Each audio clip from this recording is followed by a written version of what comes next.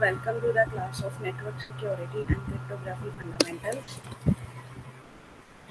Today we are going to discuss about Diffie-Hellman key exchange algorithm. So what is the objective behind learning the same, and in addition what is the objective behind uh, what is the outcome after you will learn this technique. So objective is you will learn new encryption technique, and outcome will be how data will be maintained and secure. So what are the various techniques for encryption? There are basically two techniques for encrypting the information. I will tell you one by one. Like first one is symmetric encryption. It is also called the secret key encryption. And second is asymmetric encryption, also called public and private key encryption. So what does symmetric key encryption mean? Symmetric means to say one key is used for both, that is uh, securing the transformation. Like it could be used for encryption, and the same key could be used for the decryption. If I am talking about asymmetric technique, then there could be two keys that could be used. Like one key is used for encryption, and another private key is used for decryption, because the public key is available to each and everyone who is involved in the network, but private key could be given to only the intended author. So in that manner it would be the case. So let's discuss about what is basically Diffie-Hellman algorithm. So just have a look at the same. What is basically Diffie? Because the Diffie-Hellman key exchange algorithm, it is also called exponential key exchange algorithm. So it is a method of digital encryption that uses numbers raised to specific powers to produce decryption keys on the basis of components that are never directly transmitted. So making the task of a would-be code breaker mathematically overwhelming. So how to implement? We are supposed to implement the same. How we can implement the same? Just have a look at the same. So Diffie was developed by Diffie and Martin in 1976. It was a devices. This algorithm was devices not to encrypt the data, but to generate same private cryptographic key at both ends, so that there is no need to transfer this key from one communication end to the another. So next is what is the basically algorithm behind the same. Asymmetric encryption data require transfer of cryptographic private key. The most challenging part in this type of encryption is the transfer of the encryption key from sender to receiver without anyone intercepting this key in between. Next is this transfer, or rather generation on same cryptographic keys at both sides, secretly was made possible by the Diffie-Hellman key exchange algorithm.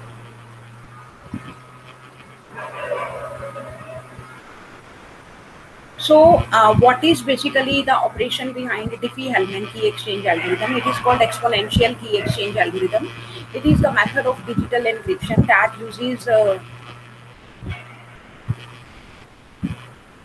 uses number of numbers raised to specific powers to produce decryption keys on the basis of the components that are never directly transmitted. So making the task of a would-be code break mathematically overwhelming. So to implement the Diffie-Hellman, the two end users like Alice and Bob, while communicating over a channel,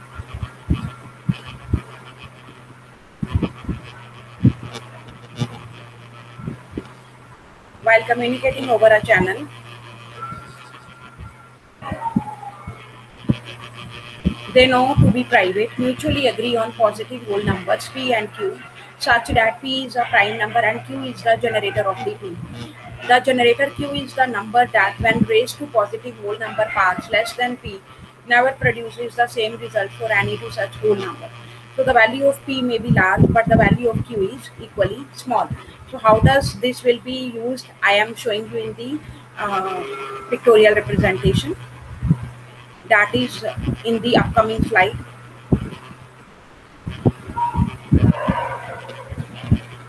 So let's have a example about Alice and Bob. Let's say Alice is a sender A and Bob is the receiver.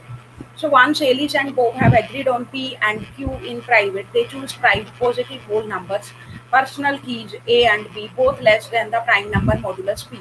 So neither use divulges their personal key to anyone. Ideally, they memorize these numbers and do not write them down to store them anywhere. So next, Alice and Bob compute public keys A and B based on their personal keys according to the formula. I can show you the formula for the same.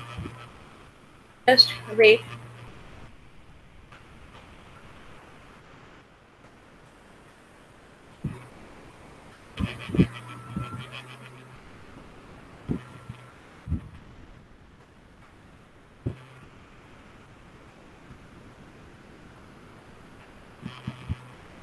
I can show you the formula.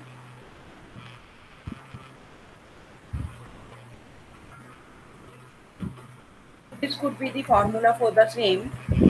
That is, if I am using a star is equal to q raised to power a, because we are talking in terms of exponentiation, into modulus of p, b star q raised to power p into modulus of p. So how that formula could be used in Diffie-Hellman exchange, I am supposed to tell you the same, because Alice and Bob compute keys a star b star based on their personal keys according to the formula, this one that is given in the picture. So the two users can share their public keys A star and B star over a communication medium assumed to be insecure, because every communication medium that we are going to use is insecure, such as the internet or a corporate wide area network. From these public keys, a number X can be generated by either use on the basis of their own personal keys and Alice compute X using the formula. I can show you the formula here. Just have a look at the same. I can show you a formula here. Just wait, I am showing you same.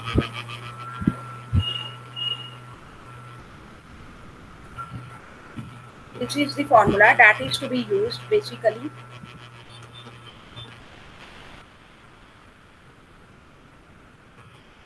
Have a look at the same. This could be the formula that could be used.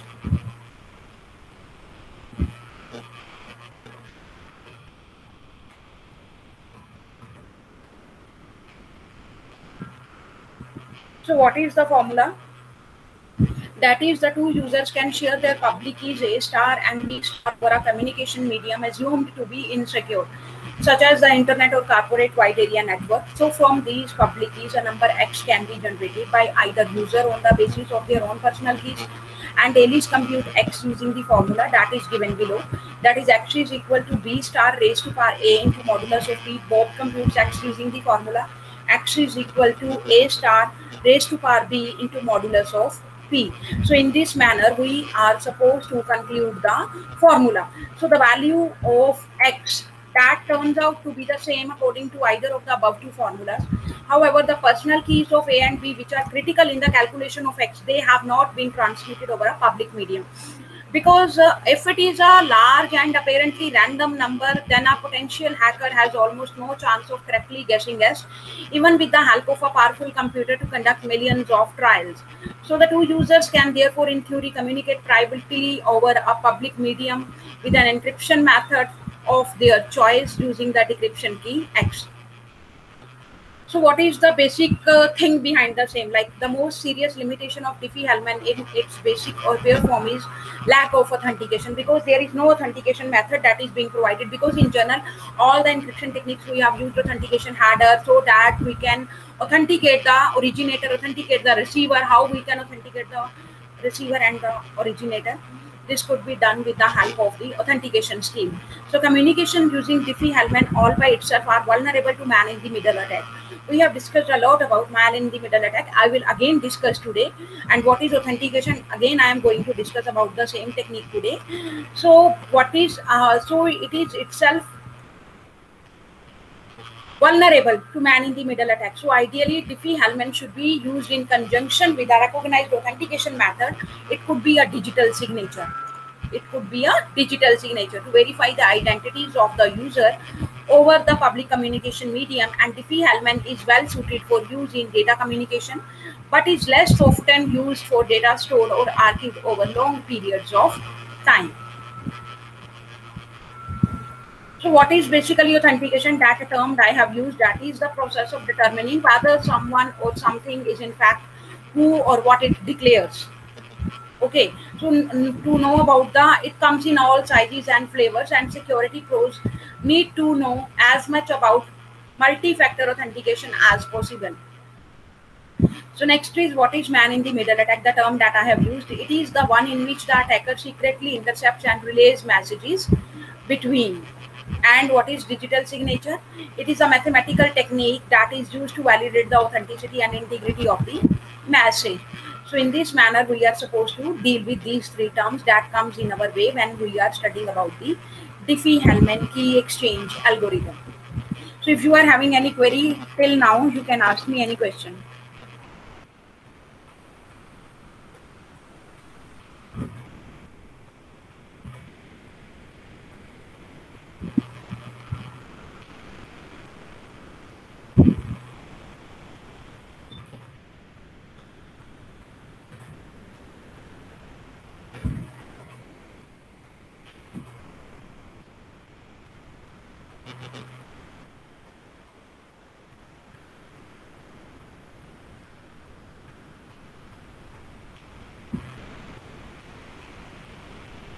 Now we are moving towards the implementation of Diffie-Hellman key exchange.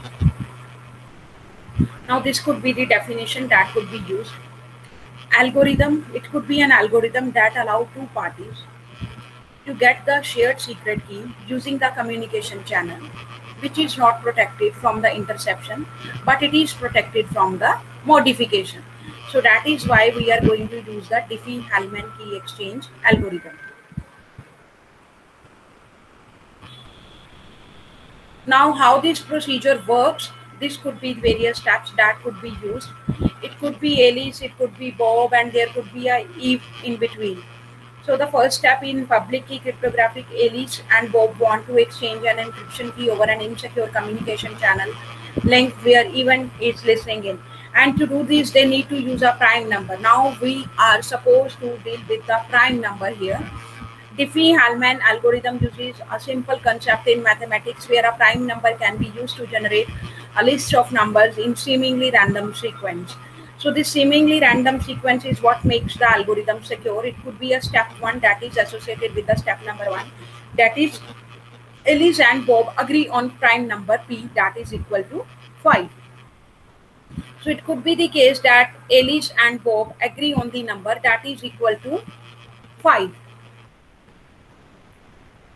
So what is the theory behind the same? How they are supposed to choose the numbers? So we are supposed to learn about the implementation here.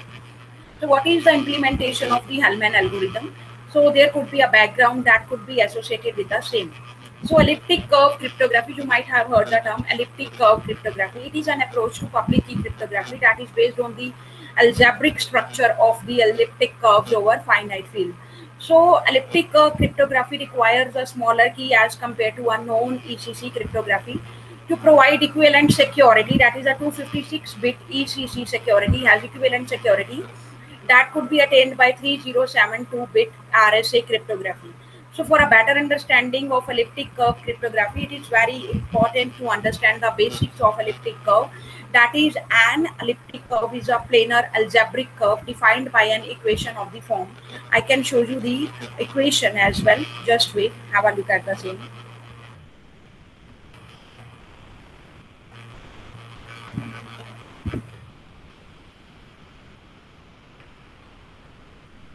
I am showing you the equation here. Have a look at the same.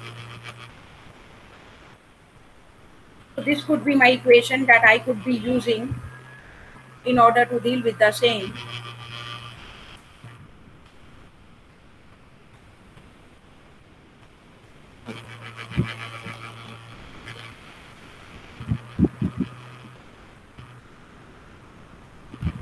Y square is equal to x cube plus ax plus b. So this could be used for the same. Y square is equal to x cube plus ax plus b, where a is the coefficient of x and b is the constant of the equation. So the curve is non-singular, that is, its graph has no cusps or self-intersection. So when the characteristics of the coefficient field is equal to 2 or 3. So in general, an elliptic curves look like the figure as shown below. I can show you the picture. Elliptic curves can intersect almost 3 points when a straight line is drawn intersecting the curve. So let me show you the same example again. Just have a look at the diagram that I am going to share.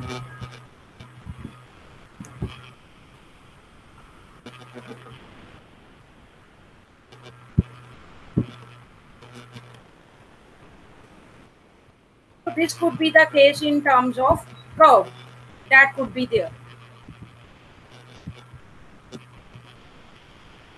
This could be the case in terms of curve that could be there. So this is how I am going to deal with the same. So there could be a diagram that is being used. In this approach, we are supposed to use 6 tuples, that is P, A, B, G, and H. P. What is P here? It could be the field that the curve is defined over. Next is G, that is a generator point. A and B could be the values that define the curve. H is the cofactor, N is the prime order of G. So in that manner, we are supposed to deal with this elliptic curve. And this is the equation that is being given for the same. Y square is equal to x cube plus ax plus b. Y square is equal to x cube plus ax plus b. Now have a look at the whole diagram. What could be the case here? There is a x plane and there is a y plane, which they have taken it as the p or q plane. And there is the r, that is the line that is being used. Again, there is a curve that is being used in the form of a pi. So if you can see it, like if you want to tilt the slide, then you will see it is the pictorial representation of the pi, that is equal to 3.14 or what is the description behind the same? That is, we are supposed to use 6 tuples here, and that could be P, A, B, G, N. Why we are using A and B? Because these are the coefficients. P could be a field that the curve is defined over. G is the generator point. A and B values that define the curve, and H is the cofactor, and N is the prime order of the G.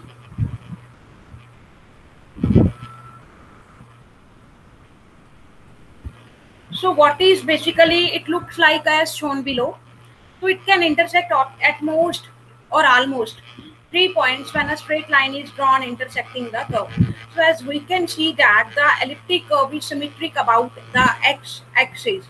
So the property plays a key role in the algorithm.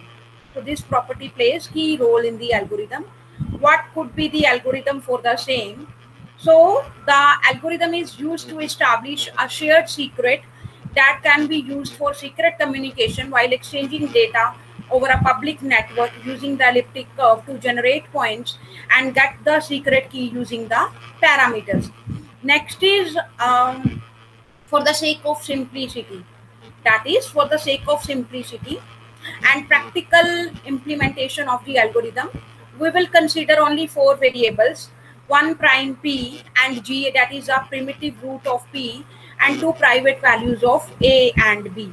Next is, if I am talking about P and G, they are both publicly available numbers like users, Alice and Bob, that could pick private values of A and B, and they generate a key and exchange it publicly. So the opposite person receives the key and that generates a secret key, after which they have the same secret key to encrypt. So there could be a step-by-step application. What is the role of the Alice and what is the role of the Bob? So Alice could be having public key that is available, that is P, G. Bob is having public key that is available PG, because if I am talking about the public key, then it could be available to both. Next is private key selected, which is equal to A in case of Alice and which is equal to B in case of Bob. So key generated could be having a formula that is x is equal to g raised to power a modulus of p. So it could be having a formula this that I have used, g raised to power a into modulus of p, or b is equal to q raised to power b into modulus of p. So this is very simple technique that we are going to use.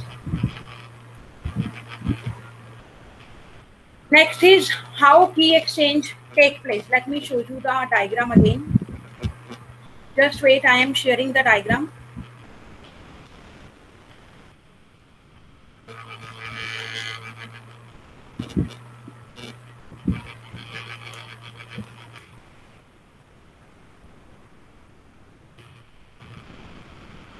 I am sharing the diagram.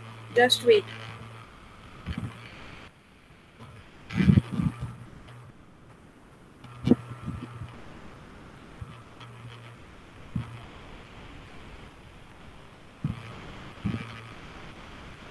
So key exchange of generated keys takes place, like key received is equal to Y and he will be receiving X. Then generated secret key could be K of A is equal to Y of A into modulus of P. So this could be the formula that could be used to generate the encryption. And this could be the formula that is used to generate the secret key, that is K of B is equal to X of B into modulus of P. So algebraically it can be shown that K of A is equal to K of B. Now users have a symmetric secret key to encrypt. They could be having symmetric key to encrypt. Now we have discussed various differences between the same. Now let me show you the example. Like here we can proceed with the same. So this is the whole example that we are going to use, or I can say this is the whole procedure that we are going to use. So I am going to explain these steps, okay, by using this diagram. So the first step could be step 1. Alice and Bob get public numbers. It could be P is equal to 23 and G is equal to 9. Step 2 could be Alice selected private key which is equal to 4 and Bob selected private key B which is equal to 3. Step 3 could be Alice and Bob compute public values, that is Alice X is equal to 9 raised to power 4 into modulus of 23, which could be 9 into 9 into 9 into 9. It could be 6561 into modulus of 23, which could be equal to 6. And what about Bob key? That is Y is equal to 9 raised to power 3 into modulus of 23. That is 9 into 9 into 9. That is 7 to 9 into modulus of 23, which is equal to 16. Next is step 4. That is Alice and Bob exchange public numbers. Next is step 5. That is Alice received public key Y is equal to 16 and Bob received public key X is equal to 6. Next is step 6. That could be there. Alice and Bob compute symmetric keys. Alice could be X, K of A is equal to Y raised to power A into modulus of P, which could be 65536 modulus of 23, which is equal to 9. Bob is having KB, which is equal to X raised to power B into modulus of P, which is equal to 216 modulus of 23, which is equal to 9. And step 7 could be 9 is the shared secret key that we have used. So it is based on the shared secret key that we are going to use. Now if I am talking about the method here, so it could be a key exchange method. Now what is method basically? It is a key agreement protocol, that is a protocol whereby 2 or more parties can agree on a key in which such a way that both influences the outcome. Like if properly done, then this could preclude undesired third parties from forcing a key choice on the agreeing parties. So protocols that are useful in practice also do not reveal to any eavesdropping party what keys has been agreed upon. Next is many key exchange system. So what is basically key exchange system? So it is the method in cryptography by which cryptographic keys are exchanged between two parties, allowing the use of the cryptographic algorithm. Like we have already discussed about Alice and Bob here. So many key exchange systems have one party generate the key and simply send that key to the other party. The other party has no influence on the key. Using a key agreement protocol, it could avoid some of the key distribution problems associated with such system. Now, what is key distribution problem here? In symmetric key cryptography, both parties must possess a secret key which they must exchange prior to using the any encryption distribution of the secret key. That has been problematic until recently because it involved face-to-face meeting. In addition, use of trusted courier or the sending the key through an existing medium. So there are certain problems that could be associated with such system. So there could be various protocols where both parties influence the final derived key are the only way to implement perfect forward secrecy. So what is basically perfect forward secrecy in cryptography? So it is also known as perfect forward secrecy, that is a feature of specific key agreement protocol that gives assurance that session keys will not be compromised even if long-term secrets used in the session key exchange are compromised. So there are certain terms that could be associated with the same. So what are those? We are supposed to discuss the same. So the first one is exponential key exchange. So what is basically exponential key exchange? The first publicly known public key agreement protocol that meets the above criteria, that was the Diffie-Hellman key exchange. So in which two parties joint exponentiate a generator with random number. Now what does this exponentiation means? Let me tell you the same. So it is basically a mathematical operator which is written as b raised to power n, a raised to power b, b raised to power c.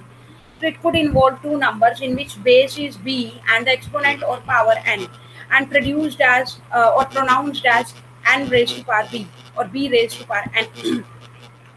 When n is the positive integer, exponentiation corresponds to the repeated multiplication of the base, that is b raised to power n is the product of multiplying n bases. So b of n is equal to b into b into b into b into b. So there could be certain factors that could be associated with the same. Let me show you the picture here, how exponentiation could proceed in this algorithm. Let me show you the picture again.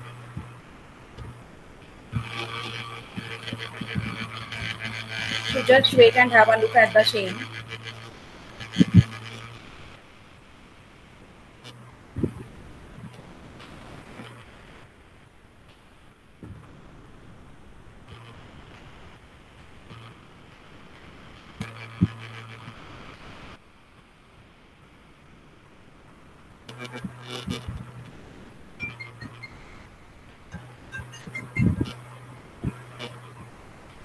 So this is the way how it does proceed.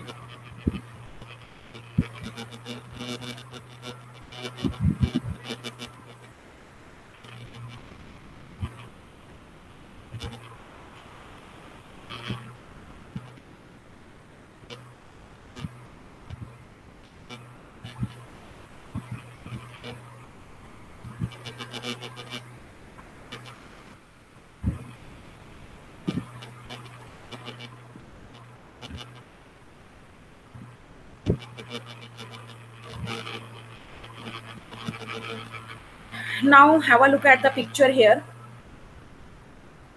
Graph for y is equal to b raised to power x for various bases of b. Base 10 could be there, like we have given here. Base 10 could be there, base e could be there, base 2 could be there, base half could be there, e2 half, that is defined in the picture. So each curve passes through the point 0, 1 because any known zero number raised to the power of 0 is 1 at x is equal to 1. The value of y equals the base because any number raised to the power of 1 is the number itself. So this is the way how exponentiation works. So basically the definition of exponentiation can be extended to allow any real or complex exponent.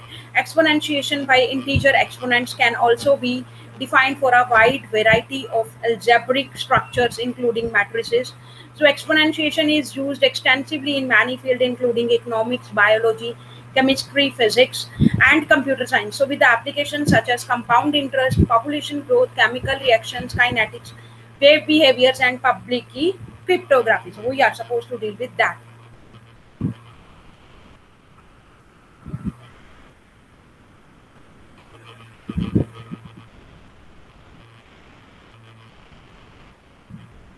So we are supposed to in which two parties jointly exponentiate a generator with random numbers. But in what way? In such a way that an eavesdropper cannot feasibly determine what the resultant value used to produce a shared key is. So next is the case that is associated with the exponentiation. That is, this key exchange in and of itself does not specify any prior agreement of subsequent authentication between the participants. So it has thus been described as an anonymous key agreement protocol. Now there are certain things that could be associated with authentication, but that concept is missing in this algorithm. So anonymous key exchange like Diffie-Hellman does not provide authentications of the party. So what does basically authentication means? As I told you earlier as well, it is the act of providing an assertion such that identity of a computer system user, in contrast with identification, the act of indicating a person or a thing's identity.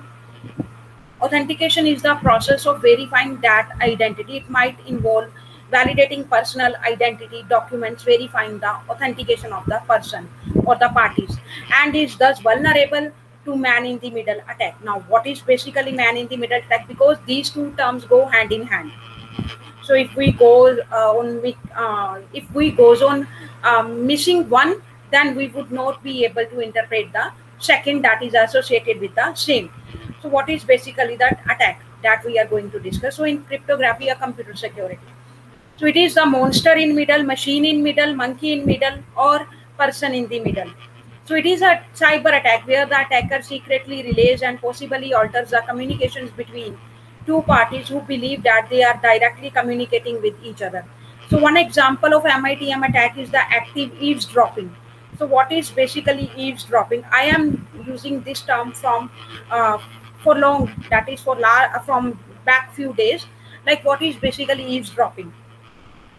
Now it is the act of secretly or stealthily listening to the private conversation. Eavesdropping means to say to secretly listen to something, but we are not providing even a hint that we are hacking your information. So it is the act of secretly, stealthily listening to the private conversation or communication of the others without their consent in order to gather information.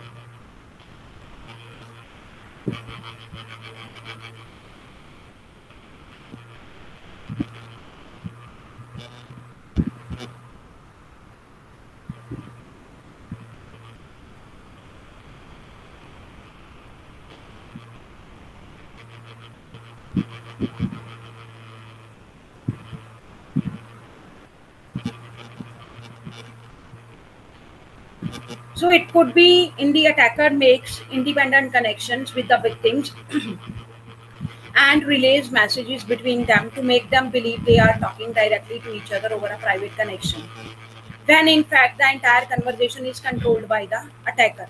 So the attacker must be able to intercept all relevant messages passing between two victims and inject new ones. So this is the straightforward in many circumstances.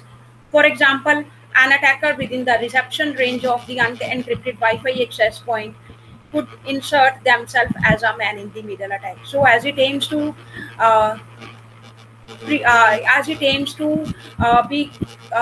affect mutual authentication, the man-in-middle attack can succeed only when the attacker impersonates each endpoint sufficiently well to satisfy their expectations. So most cryptographic protocols include some form of endpoint authentication specifically to prevent MITM attacks. For example, TLS can authenticate one or both parties using the mutually trusted certificate authority. Now, what is basically certificate authority? We have discussed a lot about certificate authority. So, in cryptography, it is the authority or an entity that includes or issues digital signature. So, digital certificate and certifies the ownership of a public key by the named subject of the certificate. This allows others to rely upon signatures or on assertions that are made about the private key. So what is the basically example for the same? That is the like suppose Alice. I told you already about Alice and Bob. Now Alice wishes to communicate with Bob. Meanwhile, there is a third person event. He wishes to intercept the conversation, to eavesdrop, and optionally to deliver a false message to Bob. So what would be the case here, or what would be the main scene here that is happening actually? First, Alice asked Bob for his public key because it is based on two keys. If Bob sends his public key to Alice, but Eva is able to intercept it, and MITM attack can begin and even send Alice a forged message that appears to originate from Bob, but instead include Eva's public key. So Alice, believing this public key to be Bob's, encrypts her message with Eva's key and sends the enciphered message back to Bob. So Eva again intercept, deciphers the message using the private key, possibly alters it if she wants, and re-encipher it using the public key she intercepted from Bob when he originally tried to send it to Alice. So when Bob receives the newly enciphered message, he believes it came from Alice. So there are certain steps that could be associated with same, and we are supposed to learn the same. So what is basically the step that are involved? There are 7 steps that are involved here. So let's talk about each and every step one by one. Alice sends Bob a message which is intercepted by Evans. That is, "Hi Bob, it's Alice, give me your key." So the man in the middle, it will relay his message to Bob. Bob cannot tell it is not really from Alice. "Hi Bob, it's Alice, give me your key." Bob responds with his encryption key. Now he will receive the key. So Evans replaced Bob's key with her own and relays this key to the Alice, claiming that this is the Bob's key. Now Alice is thinking that it is Bob, but actually it is Evans. So he will encrypt the message. So Evans replaces Bob's key with her own and relays this to Alice, claiming that it is Bob's key. Now again, in the 5th step, Alice encrypts a message with what she believes to be Bob's key, then thinking that only Bob can read it. But Alice, meet me at the bus stop. "Hi Bob, it's Alice, give me your key, but now meet me at the bus stop." Text is changed. So that is asked by the Evans. Because it was actually encrypted by Evans key, Evans can decrypt it, read it, modify it if desired, re-encrypt with Bob's key and forward it to the Bob. So Bob thinks that this message is a secure communication from Alice. So this example shows the need for Alice and Bob to have some way to ensure that they are truly each other using others' public keys rather than the public key of an attacker.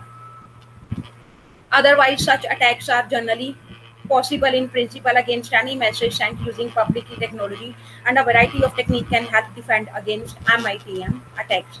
So there are certain defense and detection mechanisms that are associated with the same. So MITM attack can be prevented or detected by 2 means, that is authentication and tamper detection. So authentication provides some degree of certainty that a given message has come from a legitimate source, and tamper detection merely shows evidence that a message may have been altered. So next is we are dealing with authentication. As I told you about authentication, so all the systems that are secure against MITM attack provide some methods of authentication for messages. Most require an exchange of information like public keys in addition to the messages over a secure channel. So what is basically a secure channel that we are going to use? That is the mean of data transmission that is resistant to overhearing and tampering, and a confidential channel is the means of data transmission that is resistant to overhearing but not necessarily resistant to tampering. So authentic channel is the means of the data transmission that is secure.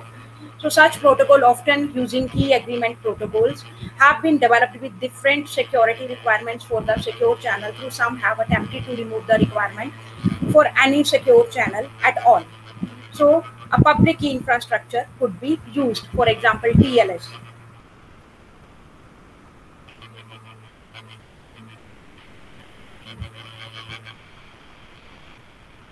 So if you are having any query till now, you can ask me any question.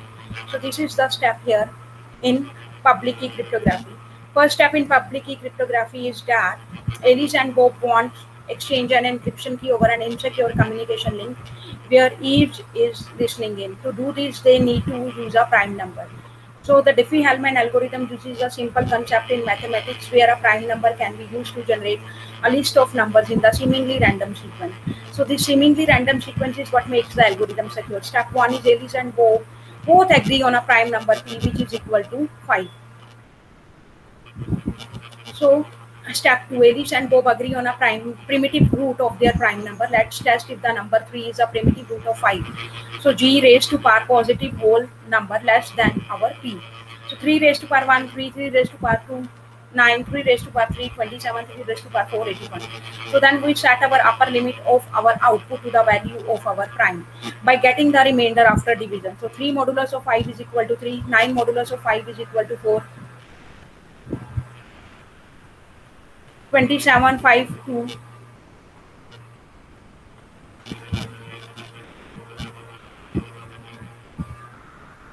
81 of 5, 1. So now we have found our primitive root. We will note its value g is equal to 3. Now Alice to Bob. This is the conversation that is taking place. Step 3.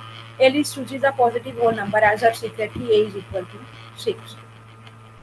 Step 4. Alice compute her public key and send it to the Bob. That is A is equal to g raised to power a into modulus of p. 3 raised to power 6 into modulus of 5, which is equal to 4. Next is step 5. Bob chooses a positive whole number as his secret key. B is equal to 7.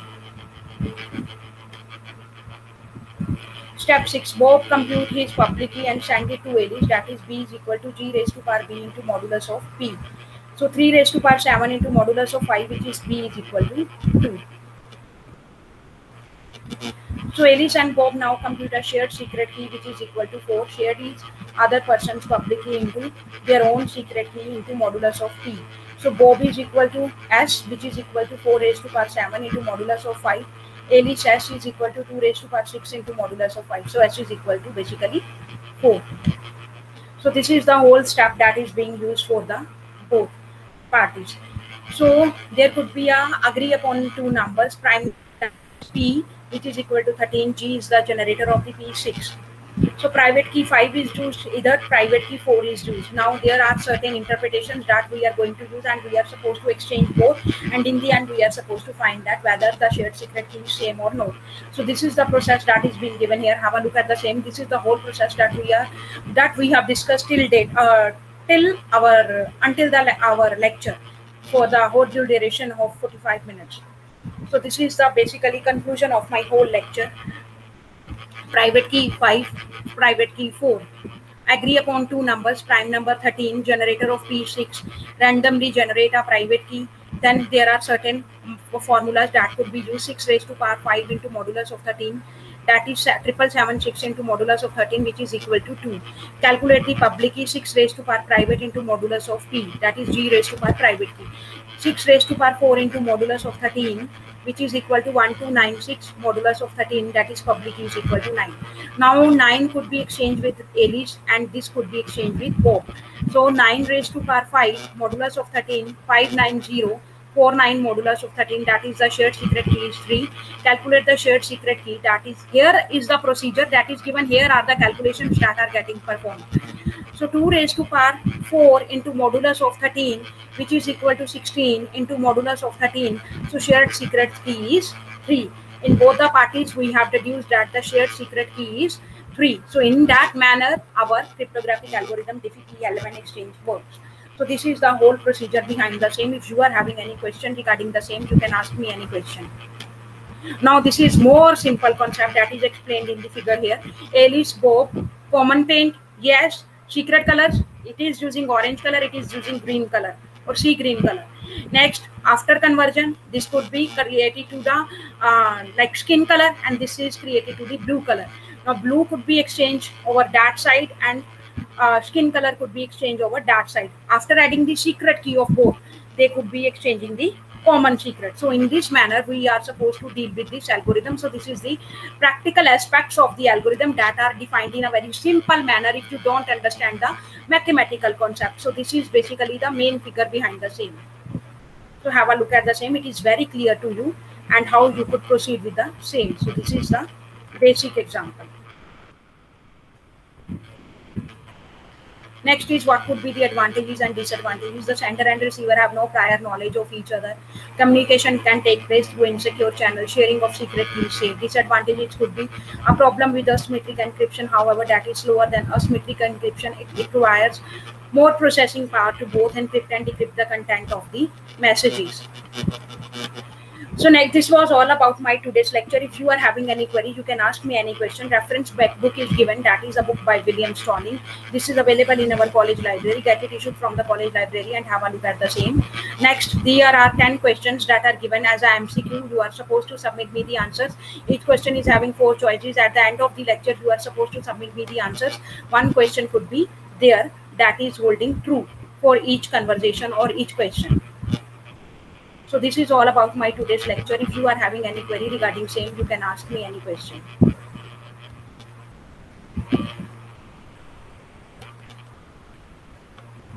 So this was all about my today's class.